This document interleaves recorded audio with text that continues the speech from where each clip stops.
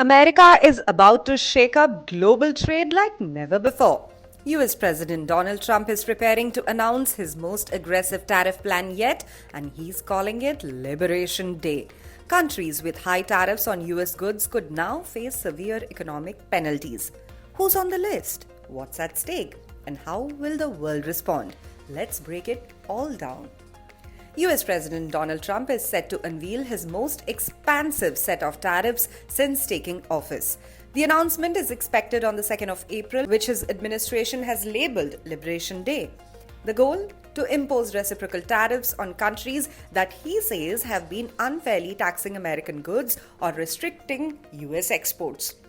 The White House hasn't revealed full details yet, but reports suggest that some countries will face harsher penalties than others. Trump has long argued that global trade policies hurt the US, claiming other nations have taken advantage of American markets for years.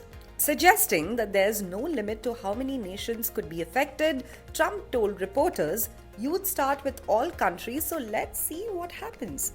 While the exact details remain under wraps, officials indicate that the primary targets are countries with large trade imbalances with the United States. So, who are the Dirty 15? US Treasury Secretary Scott Bessent has pointed to a group of nations called the Dirty 15, countries that impose high tariffs and trade barriers on American goods. He hasn't named them outright, but US trade deficit data gives us clues. According to the US Commerce Department's 2024 report, these are America's biggest trade deficit partners. They are namely China, the European Union, Mexico, Vietnam, Ireland, Germany, Taiwan, Japan, South Korea, Canada, India, Thailand, Italy, Switzerland, Malaysia, and Indonesia. These economies account for the bulk of the US trade deficit and are widely expected to be at the top of Trump's tariff list. But it doesn't stop there. The US Trade Representative's Office, USTR, has flagged 21 countries for unfair trade practices. This broader list also includes Argentina, Australia, Brazil, Russia, Saudi Arabia, South Africa, Turkey, and the United Kingdom. While the Dirty 15 label has been widely discussed, Trump's latest comments hint at an even broader crackdown. Countries aren't taking this lightly. Canada and China have already warned that they will retaliate with tariffs of their own if they are targeted. The European Union is planning countermeasures by mid-April. President of the European Central Bank, Christine Lagarde, took a swipe at Trump's move, saying he calls it Liberation Day in the United States. "I see it as a moment when we must collectively decide to take greater control of our destiny." Meanwhile, some countries are looking for ways to avoid getting hit. India is considering lowering certain tariffs to reduce its exposure. Mexico and South Korea are also assessing their options to minimize economic fallout.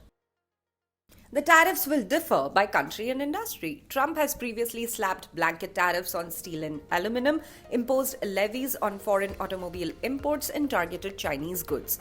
The new measures could go even further. Sectors like pharmaceuticals and semiconductors are expected to face higher tariffs.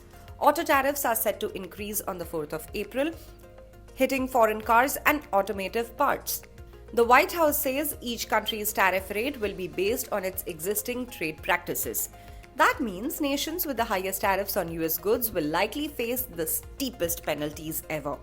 Officials are also looking at factors like domestic tax policies, product safety regulations, and other trade barriers. The tariffs will be customized to hit back at policies that Washington deems unfair. Not everyone in the US is sharing this move, by the way. Domestic steel manufacturers and labor unions have supported past tariffs, saying they protect American jobs. But some industries are raising alarms. We're paying 100% more than what they are in Germany. I mean, more than 100%. So when we ship 100 baskets to Germany, it's $12,900 in tariffs for pickling baskets. When they ship 100 baskets to us, it's $125, right? So that is over 100% tariff, right? That is wildly unfair to all the workers here. I think all administrations over the last 20-something years have dropped the ball. They're not worried, they're not thinking about the poor worker here and the opportunities that could be created if we had a level playing field.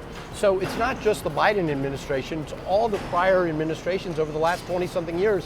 They tolerated this. And it's crazy that China's in the World Trade Organization. How can they possibly be?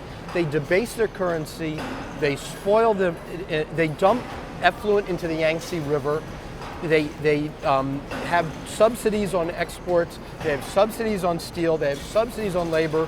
It's not fair. We have to have a level playing field. I think it's a fair world. Why are we subsidizing Germany? We did that in the Bretton Woods and right after World War II to bring them their shambles of an economy up. We did them as a solid to England, as a solid to France. We did this as a generous country. That made sense right after World War II. We're way beyond that now. It doesn't make sense now. The automotive sector warns that higher tariffs will drive up vehicle prices and disrupt supply chains. The American Automotive Policy Council, which represents Ford, General Motors, and Stellantis, has urged the White House to ensure a fair and predictable trade environment. A study by economist Arthur Laffer found that a 25% tariff on foreign cars could significantly increase vehicle prices and harm US automakers. With Trump's biggest tariff offensive yet just days away, industries, businesses, and foreign governments are all bracing for impact. The 2nd of April could reshape global trade as we know it. Trump calls it Liberation Day. Other world leaders see a brewing trade war. Will these tariffs strengthen the US economy or trigger a global backlash? We'll be watching as the story unfolds. Stay with us for more updates on Liberation Day tariffs of Donald Trump in the United States.